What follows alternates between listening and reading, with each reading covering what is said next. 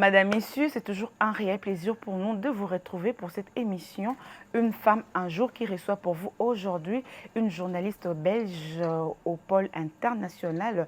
Elle couvre particulièrement l'actualité africaine, surtout la RDC. Bienvenue à tous, bonsoir. Oui, oui, mais j'ai écrit plusieurs livres parce que donc je m'intéresse à l'RDC depuis très longtemps. La première fois, c'était quand j'étais en 78, mais à fond sur l'RDC, c'est en 85. Et alors j'ai écrit au début des années 90 un premier livre qui s'appelait Le dinosaure, le Zaïre de Mobutu. Ça, c'était le tout premier qui a un peu qui a eu une certaine influence. Et après, j'ai écrit au moment de la guerre, des guerres du Congo qui se sont succédées, les nouveaux prédateurs. Et puis, enfin, j'ai écrit 5 ou 6 livres sur le Congo, un petit livre d'impression personnelle aussi, un livre sur le docteur Mukwege, l'homme qui répare les femmes. Donc au total, je crois que j'ai écrit 6 ou 7 livres sur le Congo. Et celui-ci, ce sont des souvenirs de journalistes. Évidemment, il est plus varié, il raconte plusieurs reportages, mais le Congo, par la force des choses, tient évidemment une très grande place.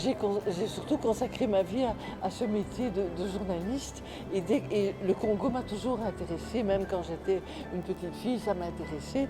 Et une fois que j'étais en charge du dossier, ça me semblait vraiment... Il y avait 2 raisons. D'abord passionnant, parce que c'est intéressant, les gens sont intéressants, les gens sont gentils, le pays pour moi, il est passionnant, mais aussi c'est un sujet de révolte. Parce que depuis le début, j'ai toujours été révoltée par les excès de la colonisation, par l'assassinat de Lumumba, par le fait que c'était une démocratie décapitée dès le début, par les abus d'une dictature qui était la dictature de Mobutu, et même après, quand on a pensé que ça irait mieux, par les guerres injustes qui ont été infligées à ce pays pour piller ses richesses, pour essayer de le couper en morceaux. Le Congo, c'est un mélange, pour moi, c'est un mélange d'intérêts personnels, d'amitié, d'affection, mais aussi, jusqu'à aujourd'hui, d'indignation. Et quand je reviens de l'est du pays, de Goma, de Saké, de Mugunga, c'est toujours l'indignation qui prévaut, qui fait que maintenant je suis peut-être plus âgée, mais je continue envie de sensibiliser les gens sur le Congo parce que c'est pas juste. Honnêtement, c'est pas un traumatisme parce que à l'époque je ne connaissais pas Lumumba, je n'étais jamais venue dans le pays. C'était simplement un sujet qui m'intéressait, un personnage que j'admirais, que j'aurais voulu avoir la chance de mieux connaître, mais ça ne s'est jamais fait. Et j'ai eu le sentiment d'une injustice. C'est la première fois que j'ai eu le sentiment qu'il y avait une injustice et un mensonge. Qu'il y avait un mensonge en Belgique sur les circonstances de sa mort. Et je me suis dit, un jour, si je peux, je serai journaliste et j'irai voir tout ça de près. Mais bon, j'étais une gamine, hein, il a encore fallu bien des années. Voilà, c'est que j'ai tenu le coup très longtemps. C'est que j'ai tenu le coup pendant longtemps et on me dit mais pourquoi? Parce que les sujets m'intéressent et que jusqu'aujourd'hui le Congo m'intéresse, j'ai envie de venir, il y a des choses que je n'ai pas compris, que j'ai envie d'investiguer, voilà quoi. C'est pour ça que j'ai tenu si longtemps. Si c'est une réussite, c'est celle-là, mais il n'y en a pas d'autres. Moi personnellement en Belgique, je pense que j'ai pas du tout été discriminée parce que j'étais femme. Simplement, j'ai commencé, on m'a donné ma place de femme, de faire, vous allez rigoler, mais c'est vrai, la rubrique culinaire, la mode, les sujets considérés comme de femmes. J'ai accepté parce que je voulais être journaliste, donc moi, je ne connaissais pas la cuisine, je ne savais rien, mais j'ai accepté pour entrer dans un journal.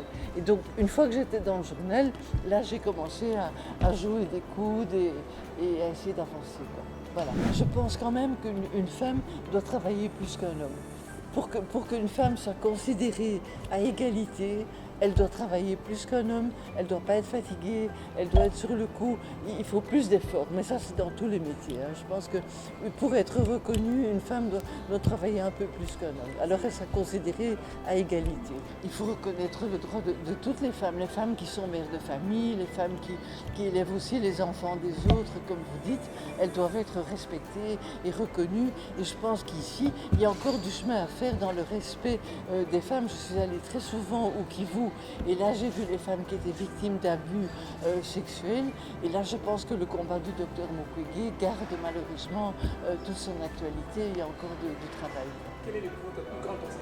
Voilà tout pour aujourd'hui avec Colette Brackman, journaliste belge. Si vous voulez participer à cette émission Une femme un jour, n'hésitez pas de nous appeler au numéro affiché au bas de vos écrans. Portez-vous bien et surtout restez toujours branchés parce que le programme continue sur Mondico Télévision. Une pensée en écrit. Bye bye.